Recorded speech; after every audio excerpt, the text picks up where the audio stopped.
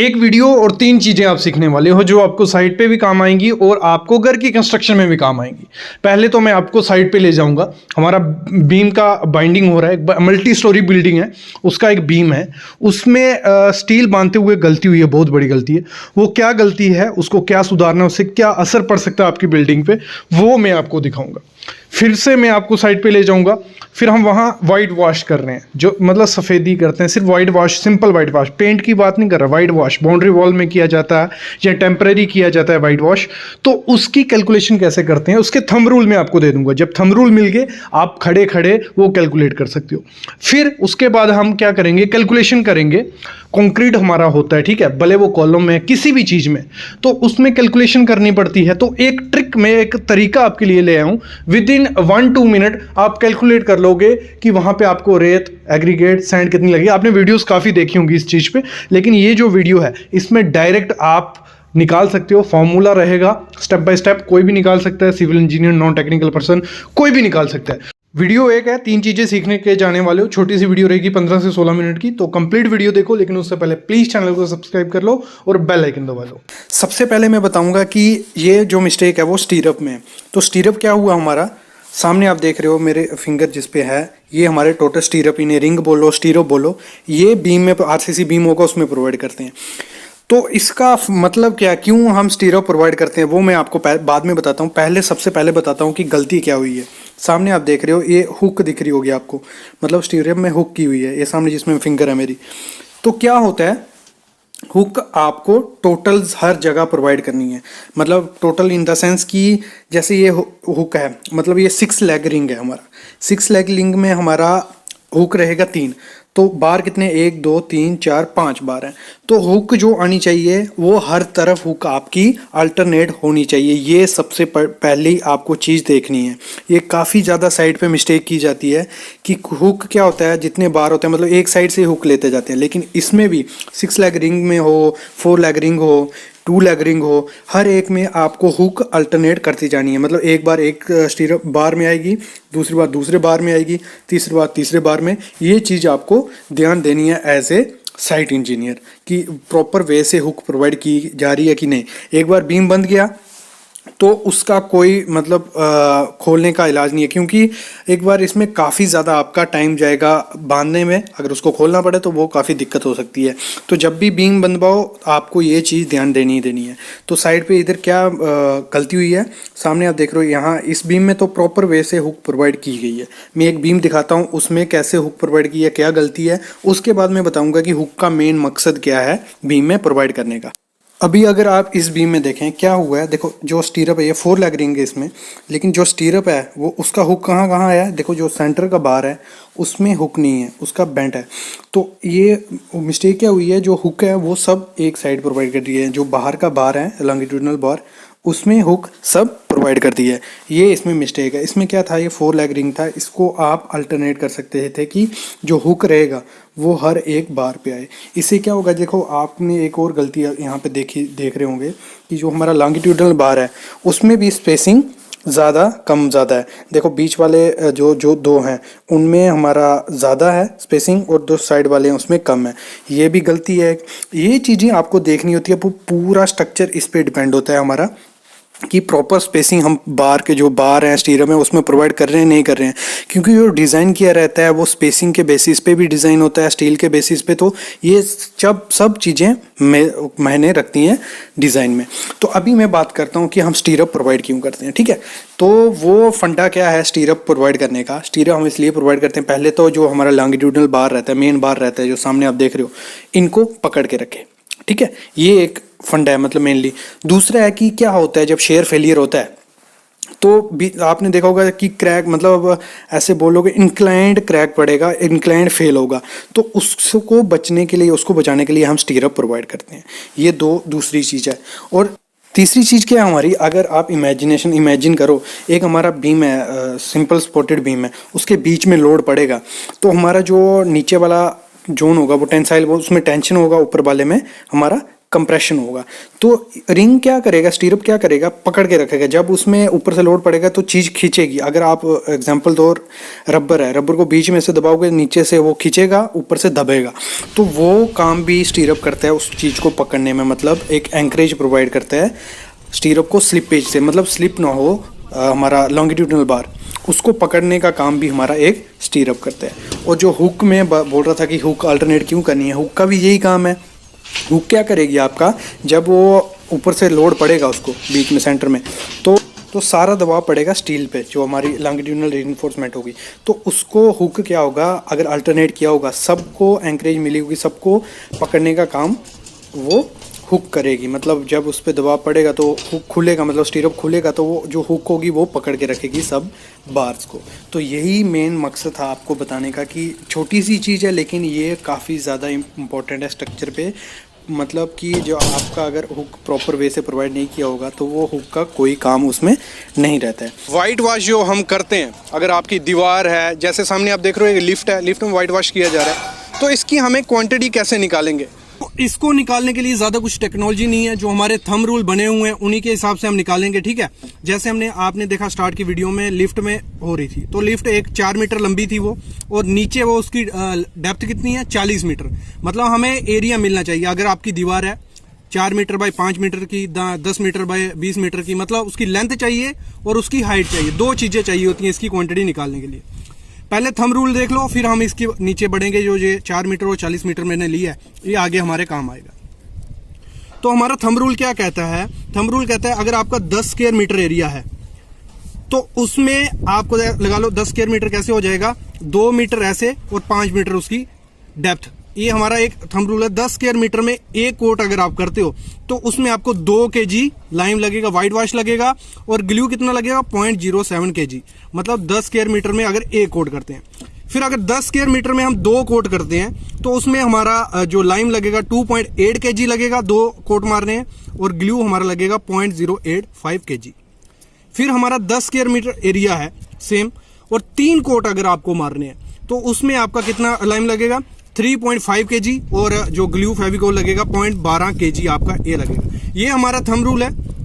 ये thumb rule कहाँ से आया, जिन लोगों को नहीं पता थंब रूल क्या होता है, पुरानी जो भी कंस्ट्रक्शन हुई होगी, पुराना 10-20 जगह पे हमने एक ही जैसे एरिया में 10 स्क्वायर मीटर में कोट किए, 1 कोट किया, 2 कोट किया, 3 कोट किया, तो उसमें कितना केजी हमारा सीमेंट गया, उसकी एवरेज वैल्यू ली होती है। ये आपको नोट करके रखना, हमेशा आपकी थोड़ी बहुत वेरिएशन होगी, ज्यादा नहीं होगी। ये नोट हो गया। अभी हम एग्जाम्पल की तरफ बढ़ते हैं। एग्जाम्पल क्या थी हमारी, 4 मीटर हमारी लेंथ थी और डेप्थ थी 40 मीटर। तो ये आ गई 4 × 40 आपको कर देना है, हमारा एरिया निकल जाएगा 160 स्क्वायर मीटर हमारा एरिया हो गया। मतलब 160 स्क्वायर मीटर में हमें व्हाइट वॉश करना है। अभी एरिया मिल गया। अभी क्या करना है हमें, अभी हम एक कोट के लिए निकालते हैं कि हमारा एक कोट है। थोड़ी हवा चल रही है, मैं आपको थोड़ा करके इसमें आ जाओ, ठीक है। एक कोट के लिए निकालना है तो एक कोट में क्या करेंगे, एक कोट में हमारा टोटल कितना था, 160 स्क्वायर मीटर एरिया है, तो 10 स्क्वायर मीटर के हिसाब से हमारा है, तो 160 डिवाइड बाय 10, तो मतलब हमारा 16 आया कांस्टेंट वैल्यू। तो 16 इंटू क्या करना है आपको कि एक 10 स्क्वायर मीटर में हमारा होता है एक कोट में 2 kg, तो 16 में कितना हो जाएगा, 2 से मल्टीप्लाई कर देना, तो आपका हो गया 32 kg आपका एक कोट में लगेगा। कितना, 32 kg आपका अगर 4/40 है। ये क्लियर हो गया। अगर आपका कोई भी वैल्यू हो उसका स्क्वायर मीटर कर लेना है, उसको डिवाइड कर देना आपको 10 से, जो भी आपकी वैल्यू आएगी उसको आपको, अगर एक कोट है तो आपको 2 kg से मल्टीप्लाई कर देना है। अभी जैसे अगले एग्जांपल लेते हैं, अगर हम 2 कोट करते हैं इसी एरिया में तो 160 डिवाइड बाय 10, तो हमारा आया 16, और 2 कोट कर रहे हैं तो हमारा 2 कोट में कितना जाता है, 2.8 kg, तो आपको मल्टीप्लाई कर देना है 16 × 2.8, तो वो हो गया आपका 44.8 kg हमारा 2 कोट में जाएगा। फिर हम बढ़ते हैं 3 कोट की तरफ। तो 3 कोट में भी आपको क्या करना है, 3 कोट में आपको करना है 16 हमारा सेम रहेगा, फिर आपको मल्टीप्लाई कर देना है। 3 कोट में हमारा कितना लगता है, 3.5 kg लगता है, तो आपको कर दिया 16 × 3.5, तो वो आपका आ गया 56 kg आपका उसमें चला जाएगा। मतलब ये प्रोसेस हो गया। अभी हम बात करते हैं ग्लू की, तो हमें फेविकोल या गम जो कितना लगेगा उसकी क्वालिटी कैसे निकालेंगे, वो होगा हमारा 160 हमारा टोटल एरिया था ये वाला, 160 डिवाइड बाय 10, क्योंकि 10 स्क्वायर मीटर के हिसाब से हमारा थंब रूल है, तो वो किया हमारा 16 आया। तो अगर हम एक कोट में ग्लू डालते हैं तो एक कोट में कैसे होगा हमारा, एक कोट में हमारा 0.07 kg, तो आपको मल्टीप्लाई कर देना है 16 इंटू 0.07 kg, तो आ क्या हमारा 1.12 kg हमारा उसमें लगेगा। अगर 2 कोट करने तो हमारा उसका थंब रूल क्या था, उसका था 0.085, तो उसको हम मल्टीप्लाई कर देंगे 16 इंटू 0.085, तो आ गया हमारा 1.36 kg।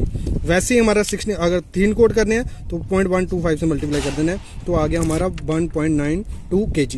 तो इसकी हेल्प से हम निकाल देते हैं, ये थंब रूल है सब चीजें, इस थंब रूल की हेल्प से हम निकाल सकते हैं कि हमें कितने एरिया में कितना लगे। हम इजीली कैलकुलेशन कर सकें कि हमारा कोई कॉलम है उसको कितनी कॉस्ट आएगी कंक्रीट के मामले में। यानी कि मैं टोटल कॉलम की कॉस्ट आपको बताऊंगा कि स्टील कितना जाएगा, लेबर कितनी जाएगी। सिर्फ हम कंक्रीट की क्वांटिटी निकालेंगे कि हमारा एक कॉलम है, जैसे आप सामने ये कॉलम देख रहे हैं, हम इसको एग्जांपल ले लेते हैं कि एक कॉलम है, उसमें कितना सैंड लगेगा, कितना एग्रीगेट लगेगा, कितना सीमेंट लगेगा, वो कैसे निकालेंगे, मतलब वो विद इन 2 मिनट आप वो निकाल सकते हो। एक सिंपल प्रोसेस में आपको बताऊंगा। एक एग्जांपल ले लेते हैं, हमारा कॉलम का साइज कितना है, 9 इंच बाय 12 इंच का ये हमारा एक कॉलम है, और इसकी मैं आपको थोड़ा एलिवेशन बना के दिखा देता हूँ।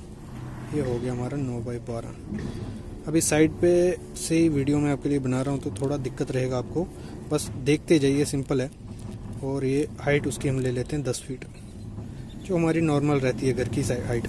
तो ये हो गया 9 बाय 12 और 10 फीट उसकी हाइट। तो इसमें सबसे पहले आपको क्या करना है, ये हमारी 10 फीट है तो ये 9 इंच वाला है, जो इसे हमें फीट में कन्वर्ट करना पड़ेगा। तो उसके हमें करना क्या होता है, जब हमारा जो भी कॉलम का साइज है, हमने यहाँ 9 इंच बाय 12 इंच लिया, आप 12 इंच बाय 12 इंच ले सकते हो, 9 इंच बाय 9 इंच, जो भी आपको कॉलम यूज हो रहा है वो आप साइज ले सकते हो। ये हमने साइज ले लिया। उसके बाद हमें निकालना होता है उसका वॉल्यूम। वॉल्यूम के लिए क्या है, ये फीट में हमें इसके कन्वर्ट करना पड़ेगा। तो ये हमारा हो गया 9 इंच है, 9 इंच डिवाइड बाय 12 करेंगे हम, तो हमारा क्या होता है, एक फीट किसके इक्वल होता है, 12 इंच के। तो इसको हम कन्वर्ट कर लेंगे 9 डिवाइड बाय 12, तो आ गया 0.75 फीट। और जो 12 इंच था, 12 डिवाइड बाय 12, तो वो हो गया हमारा 1 फीट। तो इसको हम वॉल्यूम निकाल लेते हैं। 0.75 ये हमारा ऐसे ऐसे आ गया, ये हमारा इधर आ गया, और 10 फीट ये आ गया। तो ये हो गया 7.5 क्यूबिक फीट हमारा क्या वॉल्यूम आ गया। इसकी हेल्प से अभी हम निकाल लेते हैं। अभी हम यूज कर रहे हैं M20 का कंक्रीट, हम यूज कर रहे हैं कॉलम में। आपको M20 से ऊपर ही हमेशा कॉलम में यूज करना है, M25, M30 ऐसा कंक्रीट आपको यूज करना है। M20 से नीचे ग्रेड वाला आपको कभी भी कॉलम में यूज नहीं करना है, क्योंकि हमारा लोड बेरिंग स्ट्रक्चर रहता है, तो उसमें ये दिक्कत हो सकती है। तो उसकी रेशो क्या होगी, 1:1.5:3, मतलब 1 रेशो का सीमेंट, सैंड और एग्रीगेट, ये आपका आ गया। तो अभी हमें क्या करना है, इसको टोटल करना है। जो जो मैं स्टेप बताते जा रहा हूँ वो आप देखते रहो, बाद में इसको पॉज करके आप लिख भी सकते हो प्रोसीजर पूरा। तो टोटल करना है 1 + 1 1.5 + 3, ये हो गया हमारा 5.5, ये टोटल कर लिया। अभी क्या करना है आपको, अभी हमारा क्या होता है, जो हमारा ड्राई वॉल्यूम होता है, जो सीमेंट आता है वो हमारा ड्राई होता है, सैंड जो आती है हमारी ड्राई होती है, एग्रीगेट ड्राई होता है। जैसे जो चीज हमारी ड्राई होती है उसका वॉल्यूम ज्यादा होता है, और जो जब गीली हो जाती है तो वो कम हो जाएगी। मतलब एक एग्जांपल लेते हैं, एक बाल्टी में हम सीमेंट डालते हैं, तो वो अगर फुल हम ड्राई सीमेंट बोरी में से निकाल के डाल दिया, जब हम उसमें पानी मिक्स करेंगे तो जो बाल्टी होगा, सीमेंट होगा, वो आधे तक पहुंच जाएगा। मतलब क्या होता है, जो ड्राई स्टेट होती है वो 54% ज्यादा हो जाती है एज कम्पेयर टू वेट। तो इसलिए हम क्या मल्टीप्लाई करेंगे, जो भी हमारा वॉल्यूम आया 7.5 हमारा वॉल्यूम आया है, इसको मल्टीप्लाई कर देंगे 1.54 से, ये क्या हो गया, 54% ज्यादा हो गया। तो ये हमारा हो गया 11.5 MQ हमारा वॉल्यूम हमें मिल गया। मतलब पहले हमारा वॉल्यूम क्या आया था 7.5, अभी ये हमारा इतना हो गया। क्लियर, इतना हो गया। अभी हम आगे चलते हैं, आगे बढ़ते हैं। अभी हमें निकालना है सीमेंट का। तो सीमेंट के लिए आपको क्या करना है, हमारी रेशो क्या थी, हमारी रेशो थी 1:1.5:3, ये रेशो थी हमारी। तो सीमेंट के लिए आपको क्या करना है, 1 हमारा इधर आ जाएगा, डिवाइड बाय 5.5। ये कहां से आया 5.5, मैं आपको दिखा देता हूं।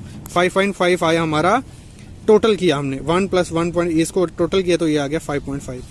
इसको हमें डिवाइड कर देना है, ये आया हमारा 1 डिवाइड बाय 5.5 इंटू 11.5। ये कौन सा आया, हमारा जो 11.5 क्यूबिक फीट निकला था किसमें, जब हमने 1.54 से उसको मल्टीप्लाई किया था 7.5 को। तो ये हो गया, तो ये आया हमारा 2.1 क्यूबिक फीट हमें सीमेंट लगेगा।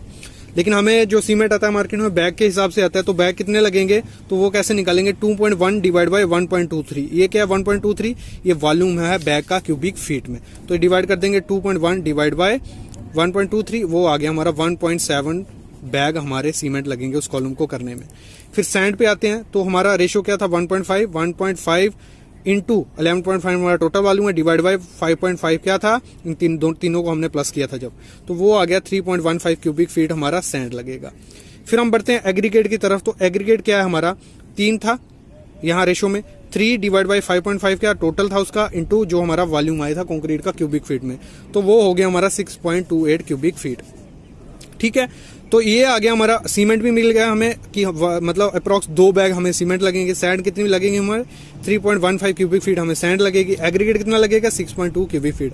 अभी आपको क्या करना है, आपकी निकल गई एक कॉलम की, ऐसे अगर आपके 10 कॉलम है तो आपको 10 से मल्टीप्लाई कर देना है। और अभी हमें मार्केट का प्राइस पता कर लेना है कि सैंड का क्या, एग्रीगेट क्या है। तो ये हमारा आ गया 1.7 बैग हमारे सीमेंट जा रहे थे, 350 रुपये बैग हमारा सीमेंट का प्राइस है। तो वो हो गया 595 हमारा पैसा कितने जाएगा, सीमेंट में एक कॉलम के लिए।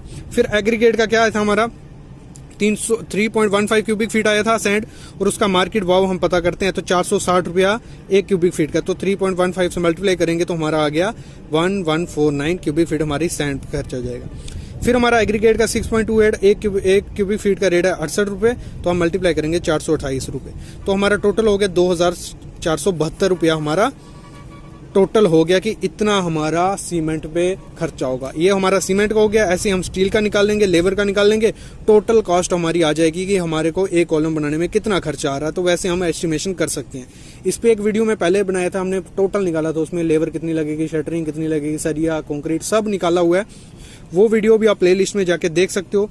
लेकिन इसमें कोई भी डाउट अगर होता है आपको तो आप कमेंट करना, मैं उसका रिप्लाई जरूर करूंगा। और प्लीज चैनल को सब्सक्राइब करके जाना। Thank you guys.